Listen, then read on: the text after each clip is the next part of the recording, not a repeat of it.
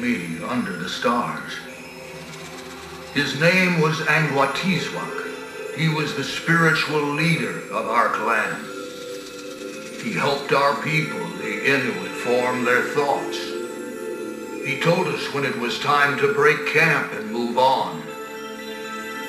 We lived on the northern shore of the big island, the one the Anglos call Baffin. When Anguatizwak was getting to have hair like snow, he heard about God from an Inuk who had come up from the south. The Inuk spoke of a new belief of someone named Jesusi. He said he was the Son of God. At first, Anguatizwak did not understand what he heard, but he was curious, for his job was to explain spiritual mysteries to the people. And that is when the hidden things began to move inside himself. A vision came to him. He went on a long journey to search for truth. For a long time he could find nothing. But one day he found a place where the light and the dark came together. He could not go into the light or into the dark. So he climbed into a gap between them. He went up and up and up until he found a door. But he could not get in. And so he awoke from his dream.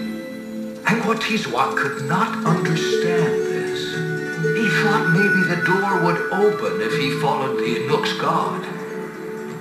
A desire was burning inside him, and so he decided to give himself to this new faith. There is an Inuit way.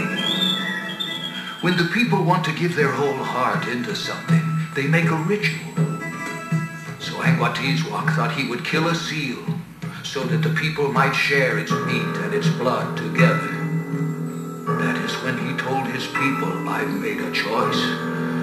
I'm going to go out to hunt seal. If I catch one tonight, I'm going to give my life, and I'm going to practice this ritual. But if I don't catch anything, I'm not going to do it. There was no moon, no stars that night, just heavy clouds. So Anguatizwak knew it would be hard to find seal, but he wanted to do it. So he went out onto the frozen ocean to look for a breathing hole. Even in the dark, he found one, but the seal was not there. He had to wait. It was very cold, so he built a little wall of ice to protect from the wind. Then he sat down and made his harpoon ready to strike the seal. But after some time, the seal didn't come. He fell asleep. While Anguatizwak was sleeping, the dream came again. He saw it until one time his head became heavy, and he woke up. When he opened his eyes, he looked down at the breathing hole. There was something different. He realized he could see his shadow. Something very strange on a moonless winter night. Suddenly the area began to get brighter and brighter, and that was when he saw them.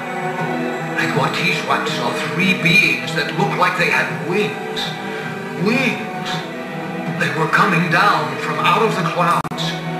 They did not speak, but Anguatizwak knew why they had come. As soon as they left, a seal came out of the hole. Anguatizwak put the harpoon into it and dragged it back to the camp. The people were still sleeping. Later they came out of their tents and igloos and shared that seal. That is when Anguatizwak and his people started to follow Jesusi.